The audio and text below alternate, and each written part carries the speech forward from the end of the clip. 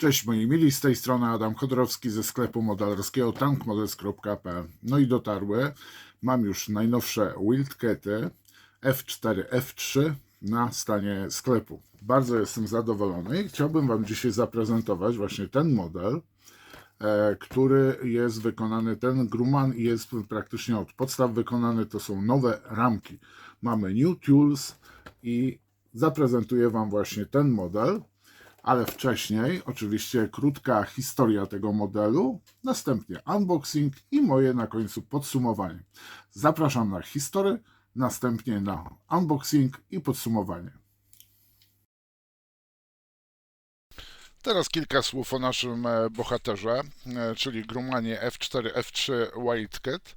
Był on podstawowym myśliwcem pokładowym US Navy w pierwszym okresie wojny na Pacyfiku. To właśnie ta wersja weszła do walki po ataku na Pearl Harbor, gdy flota amerykańska musiała powstrzymać ofensywę Japonii.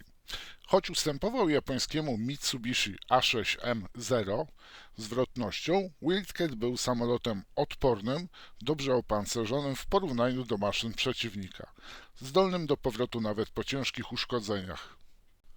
F4, F3 miał stałe, nieskładane skrzydła i był uzbrojony w 4 karabiny maszynowe kalibru 12,7 mm.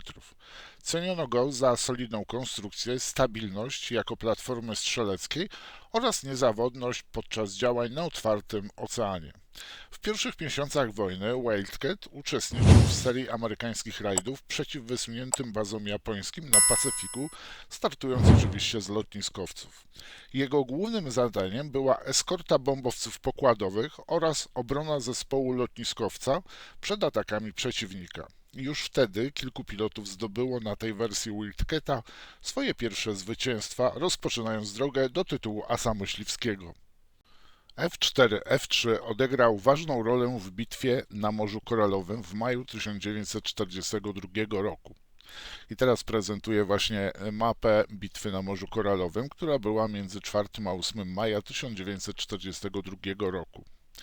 Pierwszej bitwie w historii morskiej stoczonej wyłącznie przez lotniskowce i bazujące na nich samoloty, w tym na pokładzie USS Lexington. To była tak zwana, właśnie powtórzę się tutaj, tak zwana pierwsza bitwa lotniskowców. Startujące z jego pokładu samoloty wzięły udział w zatopieniu japońskiego lekkiego lotniskowca, tutaj przepraszam bardzo, jeżeli się przejęzyczę, lotniskowca Shoko oraz uszkodziły duży japoński lotniskowiec Shokaku, widoczny w tej chwili na zdjęciu. Sam USS Lexington został jednak trafiony japońskimi torpedami i bombami, co doprowadziło do pożaru na pokładzie okrętu i zniszczenia jednostki. Wildcaty osłaniały własne okręty oraz samoloty uderzeniowe. W przypadku USS Lexington nie udało się to. Jednak niestety F4, F3 miał bardzo dużą wadę, jeżeli chodzi o samolot pokładowy. Miał brak składanych skrzydeł, ograniczało to liczbę samolotów mieszczących się na lotniskowcu. Po bitwie na Morzu Koralowym lub o Morze Koralowe, jak niektórzy nazywają, rozpoczęto szybkie przezbrajanie jednostek w nowsze Grummany F4, F4 Wildcat ze składanymi skrzydłami, a starsze F4, F3 stopniowo przesuwano do zadań pomocniczych. Tu jeszcze raz zaprezentuję właśnie mapę Morza Koralowego. Choć służba liniowa F4, F3 widocznego ponownie na ekranie na lotniskowcach floty była krótka, to właśnie ten wariant uniósł ciężar walk myśliwskich w najtrudniejszym okresie wojny, gdy wyniki zmagań na Pacyfiku pozostawały jeszcze niepewne. Troszeczkę o wyposażeniu tego samolotu. Więc tak, jeżeli chodzi o uzbrojenie, był on uzbrojony w 4 karabiny maszynowe 12,7 mm M2 Browning. Były one zamontowane w skrzydłach z 450 pociskami na danego Browninga. Mógł również mieć podczepione 2 bomby o wadze 100 funtów, czyli 45 kg, zamontowane pod skrzydłami, lub również mógł mieć podczepione 2 zbiorniki z paliwem o pojemności 220 litrów, oczywiście pod skrzydłami. No a teraz chciałbym Was zaprosić na oglądanie unboxingu. A zanim przejdziemy do pudełka i oglądania ramek, tutaj pamiętacie, prezentowałem Wam ostatnio unboxing Mustanga, gdzie było uszkodzone śmigło. Zostało to zgłoszone do producenta i właśnie dzisiaj przyszła ramka, która na pewno uszczęśliwi nie tylko mnie, ale również i klienta. A proszę bardzo, tak prezentuje się oto opakowanie, pudełko. Mamy bardziej żywy unboxing, jak tak można powiedzieć, a mianowicie mamy bohatera dzisiejszego unboxingu, czyli Wildcata F4 F3, czyli wczesna wersja, jeszcze ze stałymi skrzydłami, nieskładanymi, o czym wspominałem w historii. No i oczywiście mamy typowy zero w malowaniu marynarki imperialnej Cesarstwa Japońskiego. Oczywiście informacja, że są to nowe formy i co dostajemy w pudełku.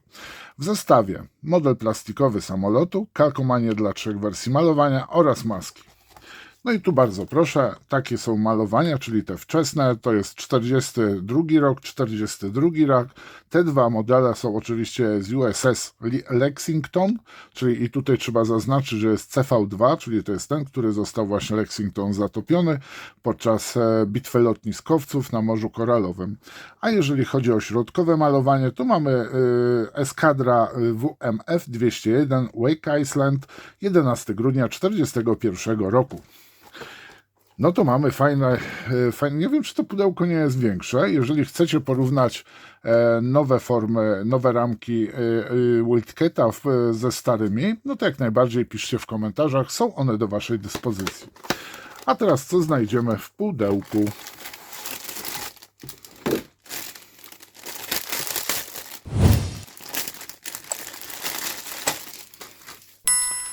Mamy ramkę z oszkleniem. Wow, jest tego dużo więcej. Tak mi się przynajmniej wydaje w porównaniu, posłuchajcie, z poprzednią edycją. No i mamy oczywiście od razu ramkę pod model, którą wykorzystujemy podczas oczywiście malowania, ustawiania podwozia. Tak? Dobrze mówię? Nie, tylko malowania. Mamy oczywiście instrukcję. Następnie mamy też informacje o miejsca, gdzie mamy nakleić kalkomanię. Jakieś bonusowe malowanie? Nie mamy bonusowego malowania. No i tu mamy informacje. Jedna ramka, no inaczej wyglądają te, ale powiem Wam, wow, zupełnie co innego. A teraz, moi mili, dalej jazda mi stąd. No. A teraz omówię oczywiście instrukcję. No i mamy, proszę bardzo, pierwsza strona instrukcji i teraz tak, mamy w języku polskim, w języku angielskim krótką informację o modelu, który właśnie będziemy sklejać. Następnie mamy wykaz zawartości pudełka, czyli mamy kalkomanię, zestaw masek, podstawkę z oszkleniem i 2 ramki z szarego plastiku oraz oczywiście mamy QR kod do ściągnięcia elementów zaprojektowanych w 3D, które będzie można samodzielnie wydrukować lub kumpel, koleżanka, jeżeli posiadają drukarkę, zapewne będą mogli pomóc. Następnie poniżej mamy tabelę kolorów i producent sugeruje nam farby firmy Hataka, aka Arial Color, Life Color, Mr. Hobby, Humbrol, o matko boska, Vallejo oraz oczywiście Tamiya. No i poniżej mamy ikonki dotyczące uwag, że to trzeba zgiąć, tutaj na przykład kalkomanie, że są nawiercić i tak dalej. Co dalej? No standardowo, jak to w armii, zaczynamy od kokpitu i automatycznie mamy już tutaj informacje, w jakiej kolorystyce pewne elementy mamy naklejać i jakie od razu kalkomanie do tego użyć. No i powiem Wam, że będzie się działo. Co tu jest? Silnik mamy z 2 elementów się składa, no praktycznie z 3. Mamy następnie usterzenie kadłub, tu będzie się działo, jeżeli chodzi o podwozie, to mamy tutaj od razu już informacje i następnie mamy malowania, czy coś mamy wyciąć, chyba tak, mamy coś wyciąć i dopasować do tamtego elementu. No oczywiście mamy tak samo elementy do wnętrza kabiny, kadłuba bardziej bym powiedział, no i samą oczywiście kabinę sklejamy. No powiem Wam, będzie fajna zabawa. Kolejne etapy malowania I tu mamy już uwagę. Chodzi oczywiście o skrzydła i na przykład mocowanie bomb, o czym wspominałem właśnie w historii. Czyli mamy nawiercenie otworów, mamy tak samo tutaj, proszę bardzo, bomby do podłączenia. No i mamy malowania. Ale jeszcze coś tutaj chciałem zobaczyć. Okej, dobrze. Tutaj jeżeli chodzi o karabiny maszynowe, no to mamy po prostu dwie lufy oddzielnie, które wklejamy w otwory w skrzydłach. I bomb mamy 2 sztuki. No i oczywiście malowania. Następnie to, co się nie chce nigdy pokazywać, to są, posłuchajcie, maski na koła, kabinę i pewne elementy, które po prostu trzeba zakleić i te informacje znajdują się oczywiście w instrukcji, ale mamy maski. Następnie mamy zestaw kalkomanii i tu mamy właśnie wczesne gwiazdy używane w marynarce, inaczej w lotnictwie amerykańskim, czyli mamy granatowe tło, białą gwiazdę, czerwony punkt w środku i bardzo fajnie właśnie te czerwono-białe pasy, które naklejamy lub samodzielnie malujemy na ogonie, na stateczniku pionowym. No i mamy bardzo fajną też, posłuchajcie, tutaj ilość strąceń, o czym wspominałem w historii. No mamy tutaj oczywiście naklejki kalkomanie do wnętrza, czyli na tablicę z przyrządami. Napisy techniczne tak samo mamy, których ja naprawdę nie lubię. I kto jest producentem? Posłuchajcie, Kartograf. Bardzo się cieszę. Kartograf jest producentem kalkomanii. Moim zdaniem w tej chwili chyba najlepsza firma produkująca kalkomanię. No i moi mili, jaka to jest ramka? Dobrze, to jest B, a tu będzie A. Dokładnie. Tak prezentuje się obecna ramka z częściami tutaj, jeżeli chodzi o Wildcata, czyli F4, F3. No i powiem Wam, super to wygląda. Tak się patrzę, szukam dziury w całym, no i oczywiście nie mogę znaleźć, chociaż jest maleńki taka nadleweczka w tym miejscu, ale posłuchajcie, no tak to wychodzi, w tego typu elementach troszeczkę trzeba będzie tutaj podszlifować. Bomby mamy oczywiście już na tej ramce. O rany, detal niesamowity. Bardzo to jest delikatnie wszystko zrobione, naprawdę z głową zaplanowane. Krótkie mamy zastrzały takie. Tu mamy kadłub. O kurczę, zwróćcie uwagę, naprawdę detal jest wyśmienity, pierwszorzędny.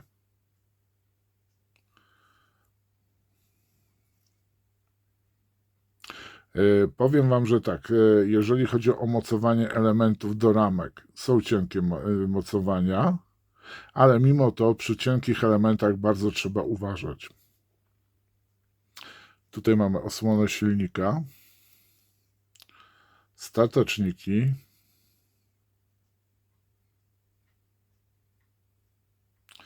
czyżby były 2 rodzaje? Tak, 2 rodzaje, jest 9 i 10.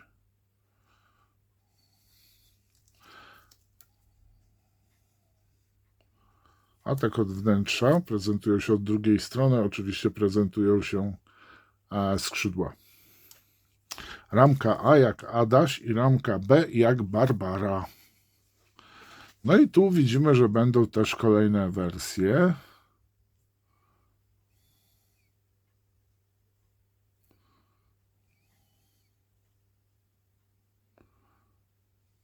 Bardzo fajnie wykonany fotel pilota.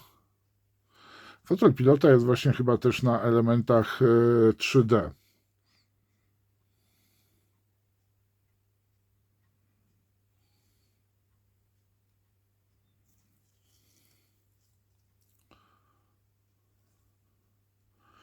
No powiem Wam, że naprawdę pierwszorzędny model. Tak twierdzę na podstawie unboxingu, oglądania ramek, ale powiem Wam tak. nie posądzałbym Army, że byłyby jakieś tutaj problemy. Jakie jest łączenie? Aha, jeżeli chodzi o łączenie kadłubu, to nadal są na takie płaskie piny, powiedzmy, ale widzę, że są już po dwa. Więc myślę, że tutaj ten montaż będzie dużo wygodniejszy w porównaniu z pojedynczymi, tak jak było to w Focke-Wulfie. Co ja mówię, w Messerschmittie. No, mogę pogratulować. Posłuchajcie, z racji tego, że to jest zgrzane, zafoliowane, no to mamy tak, reflektory, mamy celownik, dwa rodzaje oszklenia, trzy rodzaje, przepraszam, trzy rodzaje wiatrochronów.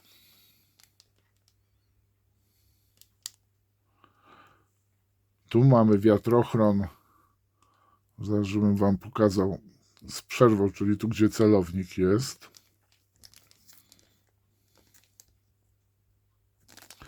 Cóż my tu mamy? Wildcat po prostu napisane. Mamy też oczywiście wizjery, oszklenie wizjerów, które mieszczą się pod spodem. No, powiem wam, kurczę, robi niesamowite wrażenie. No i to jest cały unboxing. No to co? Podsumowanie. No powiem wam, modele od Arma Hobby robią naprawdę wrażenie, delikatność wykonania, detal jaki jest na modelach i powiem wam, ta zawartość jest taka akuratna, że po prostu bez przesady zestaw się składa z tylu części, z ilu powinien się składać tego typu model. Więc bez żadnych, powiedzmy tam, dziwnych rzeczy. Są elementy plastikowe, są maski do oszklenia, które naprawdę ułatwiają życie. No i oczywiście bardzo fajne malowania. Tutaj pan Wojciech Bułhak dobrał naprawdę bardzo ciekawe malowania. O pilotach sobie doczytajcie. Macie już mniej więcej historię tego modelu opowiedzianą w historii, dokładnie jeżeli chodzi o tę wersję modelu i gdzie była używana. No ja jestem pod wrażeniem, mam nadzieję, że wy również jesteście pod wrażeniem. No i osoby, które na pewno lubią temat bitwy wojny na Pacyfiku, na przykład Morza Koralowego również i pierwszej bitwy lotniskowców, no to zapewne ten model wyląduje w waszej kolekcji. Ja wam na dzisiaj bardzo dziękuję. Pamiętajcie o raz, dwa, trzy. Pamiętajcie, że możecie też kanał wesprzeć za pomocą Patronite'a, za pomocą Buy Coffee, ewentualnie przez YouTube'a. No i oczywiście zapraszam Was też do sklepu, mediów społecznościowych na Facebooku i Xie. Posłuchajcie, to wszystko. Do następnego filmu.